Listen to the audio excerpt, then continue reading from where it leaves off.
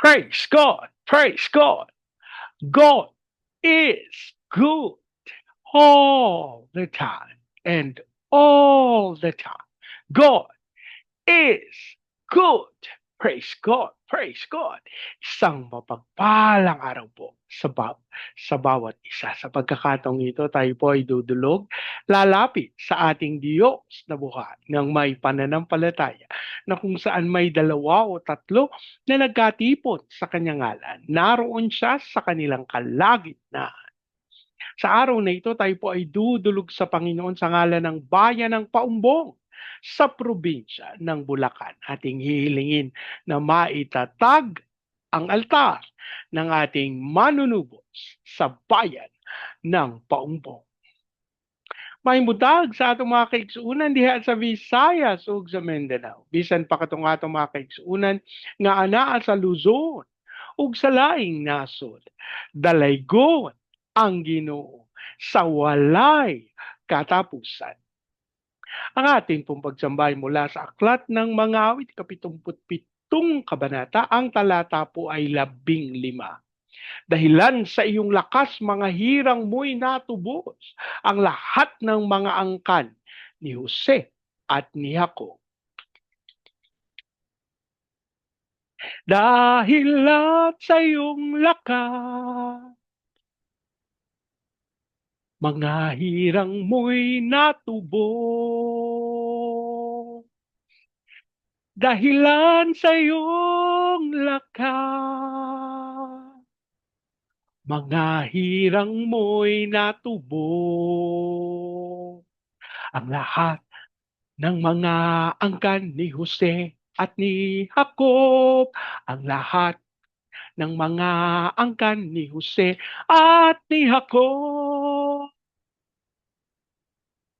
Ama naming Diyos na makapangyarihan sa lahat, kami po'y nagpapasalamat sa pagkakataon na minsan pang makadulog at makalapit sa iyong banal na harapan. Ama, kami po'y nagpapakumbaba, humihingi ng tawad sa lahat naming pagkakasal at ang aming panalangin ng banal na dugo ng aming manunubos ang siyang maglinis at pumawi sa lahat naming karumihan. At sa oras na ito aming idinudulog sa iyo ang bayan ng Paumbong sa probinsya ng Bulacan. Ang aming panalangin ng lahat ng altar at lahat ng kasunduan na ginawa sa Paumbong ng hindi ayon sa pangalan ng aming manunubos ay mapawalang isa sa pangalan ni Jesus. At ang aming hiling tunay ang maitakda sa Paumbong sa pangunguna ng Santong Espiritu ay ang altar para sa aming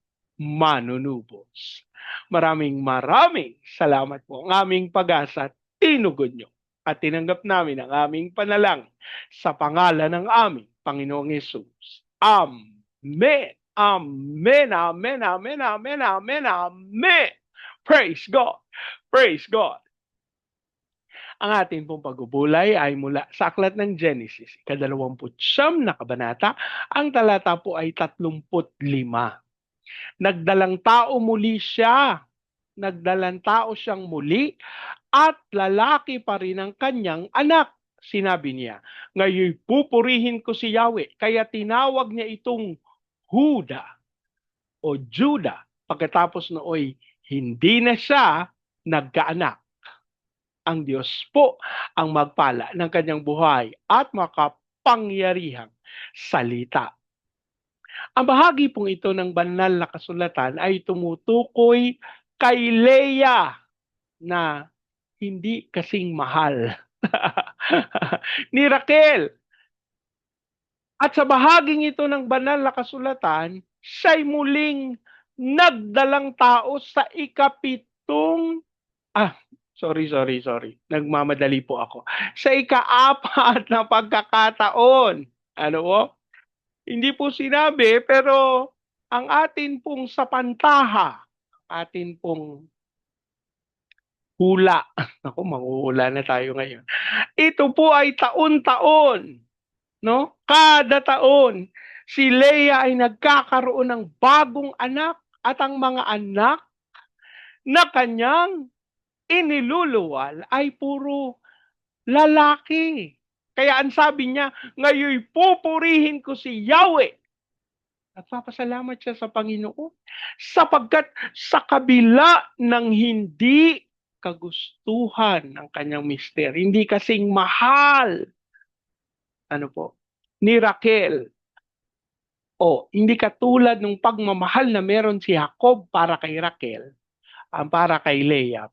Pero ang Panginoon ay mukhang sa kanya pumapabor sa pamamagitan ng pagkakaloob sa kanya ng anak na lalaki. Bakit nga ba?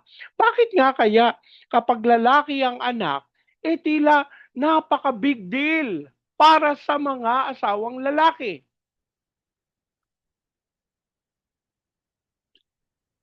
Alam niyo po sa katotohanan, samantalang ako din po ay nagalak nung ang aking panganay ay lalaki, hindi po ito sa kasalukuyan po, no? Hindi po ito napakalaking bagay.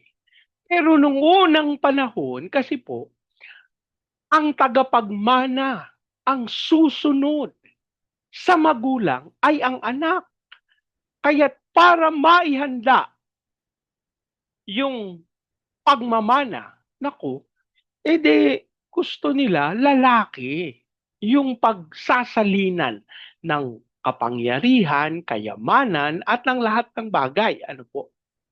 Kaya, napaka-big deal kapag ka hindi lalaki ang anak mo, kapag naging babae. Ano po? Kaya, ang pakiramdam ni Leah, siya ay pinaburan ng Panginoon sapagkat tunay. Binigyan siya ng Panginoon ng apat na lalaking anak. Kaya ang sabi niya, naku, lalo akong mapapalapit, lalo akong mamahalin ng aking asawa. Siyempre, sa katotohanan po, hindi naman direkta to. Kung hindi yung pagmamahal ng lalaki, siyempre, nasa kanyang mga anak. Pero dahil, sino ba nagluwal doon sa kanyang mga anak? Si Leia, parang gano'n na rin. Ano po? Alam niyo, isang katotohanan na yung paggawa ng mabuti, yung pagtatanim, yung para kang nagbibinhi ng mabuti. Siyempre, kung nagbinhi ka ng kamote, ano po aanihin mo? Kamote.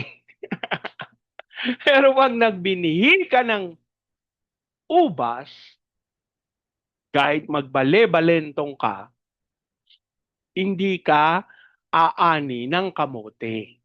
Kung hindi, hubas ang aanihin mo. Ano po? So, ito yung sinasabi natin. Napakahalaga nung ating mga binhing itinatanim sa pamamagitan, nagsisimula po ito sa ating mga pag-iisip.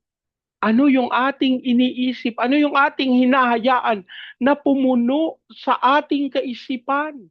Ano yung lagi nating pinagbibigyang pansin na ating, sa Bisaya pa, gihuna-huna, no? Yung iniintindi mo, iniisip mo.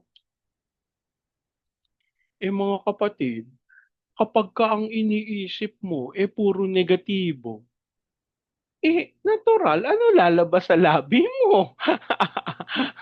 Meron po akong isang kaibigan na, naku, kapag po kami magkakasama, marami kami magkakaibigan, masaya kami, no? Siyempre masasaya, di ba, pagka magkakasama yung mga kaibigan. At magkukuwentuhan na yan, alam niyo, ganito, ganyan. Ang magaganda, mga masasayang kwentuhan, tawanan. Pero meron kaming isang kaibigan na, naku, napakadelikado niyan. Naku, hindi yan pwede. Napapakamot na lang kami ng ulo. Sabay-sabay. Samantalang kami po natutulala. Kami po sanay na. Kasi lagi siyang ganun. Kaya nga sabi namin sa kanya, punuin mo ang isip mo ng mga positibong bagay. Kaya ka nagkakaroon ng kaisipan na negatibo kasi yan yung ipinapakain mo sa utak mo. Eh, ano tuloy ang lumalabas sa labi mo. So kapag kinamusta mo, "Oh, kumusta ka na?" Sabi niya, "Parang nga may sakit ako sa puso, eh, kasi may nararamdaman." Ramdaman lang na kumibot-kibot sa dibdib niya, sakit na sa puso. Sabi ko talaga nung nagkita kami, "Doktor ka? Espesyalista ka? Baka hindi ka nagsabi sa amin na ikaw pala ay espesyalista sa puso at sa iyo kami kailangang magpatingin at baka naman puwede mo na kaming ilibre kasi mga kaibigan mo naman kami." Ano, alam niyo mga kapatid, kapag negatibo yung inilagay natin sa isip natin, yung mga maliliit na bagay, naku, pinapalaki ng negatibo yan. At sinasabi ang pansin ng negatibo, eh, na hindi sa katotohanan. Ang pansin ng negatibo sa hindi maganda, kaya nga negative, hindi maganda. Eh, paano Bernie kung talaga naman may sakit siya sa puso? Eh, eh, di magpatingin muna siya sa doktor. Siguraduhin niya muna na doktor ang magsasabi sa kanya nun. Ano po? Eh, paano sasabihin niyo sa akin may cancer kayo? Alam niyo, ako'y nagpapasalamat sa Panginoon. Meron po tayong, isang pagkakataon na ang inyong lingkod ay nanalangin para sa mga tao. At meron pong isang babae na lumapit, sabi niya, "Praise the Lord!" Naku, masayang-masaya po siya. Sabi ko, "Praise God!" Sabi ko, eh, di naki-praise God ako kasi nag-praise the Lord siya. Sabi niya, lumapit yung isa nating kamanggagawa na babae sa kanya. Sabi, "Okey, kamusta siya?" Ta's tinanong siya. Ta's lumapit sa'kin yung kumausap sa kanya. Pastor, meron daw po siyang nakakapa sa dibdib niya na parang bukol, bago siya pumunta rito at iniisip niya daw kasi yung mga nababalitaan niya pagka may bukol sa dibdib, cancer. So iniisip niya may cancer siya. Sabi niya, eh, kanina po nung habang nakikinig daw siya ng salita ng Diyos, yung pananampalataya ng Panginoon pumasok sa kanyang puso at idineklara niya, "Malaya na ako." Kaya alam niyo po pastor, wala na po yung bukol. Lord, iniisip niya may cancer siya. May bukol lang siya na nakapa. Pero sa kabutihan at biyaya ng Panginoong Diyos, tinanggal yung bukol. Kasi naibinhi yung pananampalataya sa kanya na siya'y pinalaya ng Panginoon.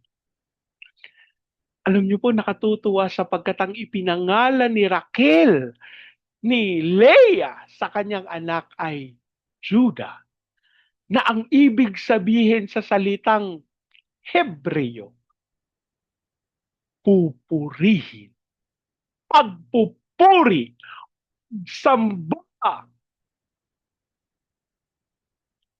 Bakit? Kasi ang sabi ni Leah, pupurihin ko si Yahweh. Judah. Naku, huwag niyo po lalagyan ng is. Saan ba, Bernie? Sa unahan o sa gitna? Kahit saan, huwag niyo lalagyan ng is. Parang awa niyo na, okay? Judah, pagpupuri, pagsamba. Alam niyo yung ating salitang hallelujah. Hallelujah, it means hale, praise, hallel, praise. You, Yahweh. Praise you, Yahweh. That's why when we shout, Hallelujah, we are praising Yahweh. Pinupuri at pinasasalamatan natin ang Panginoon. Kapatid, totoo po. Napakarami nating pagsubok, kahirapan, napakadaming negatibo na nagaganap sa ating mga buhay. Pero walang dapat na pumigil sa ating pagpupuri, pasasalamat at samba sa Diyos. Ito po yung nangyari kay Leah. Hindi siya mahal ng kanyang asawa katulad sa kanyang kapatid.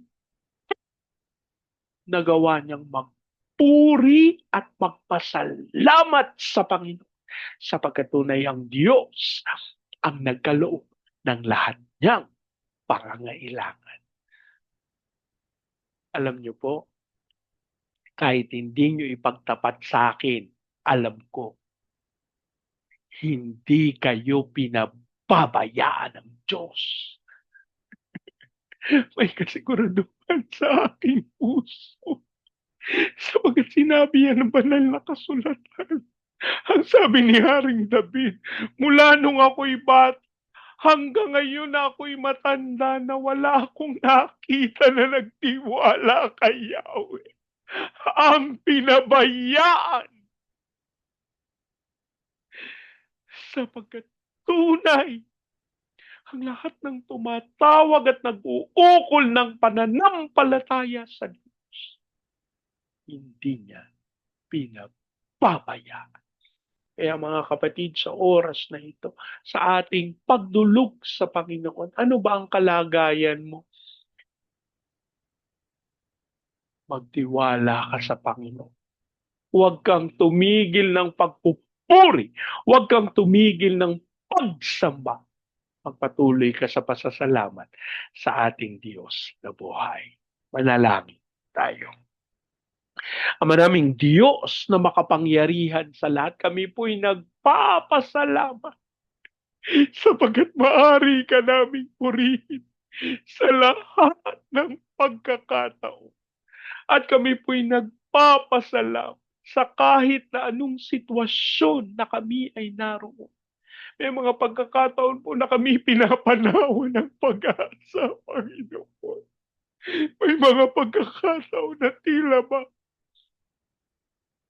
wala na kaming kakayahan na magtiwala, pero kami nagpasalamat sapagkat tunay hindi mo kami binibitiwan, hindi mo kami pinababayaan, pagkus kami patuloy mong sinasama at kami po'y nagpapasalamat sa katagumpayan na iyong kaloob sa amin. Kaya nais naming ipabatid sa iyo. Kami magpupuri, kami sasamba, kami maghahandog sa iyo, Ama.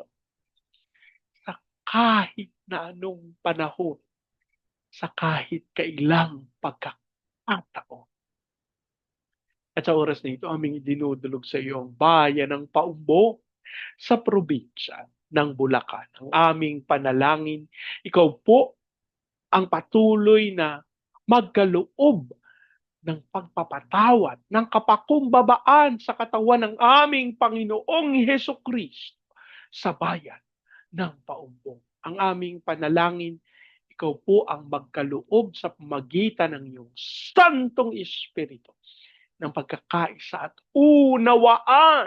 Hayaan mo pong magmapaw ang iyong pag-ibig para sa bawat isa. Maging dahilan kung bakit maitatag ang altar ng aming Panginoong Heso Kristo sa bayan ng Paumbong. And so we declare the fire of revival sa bayan ng Paumbong.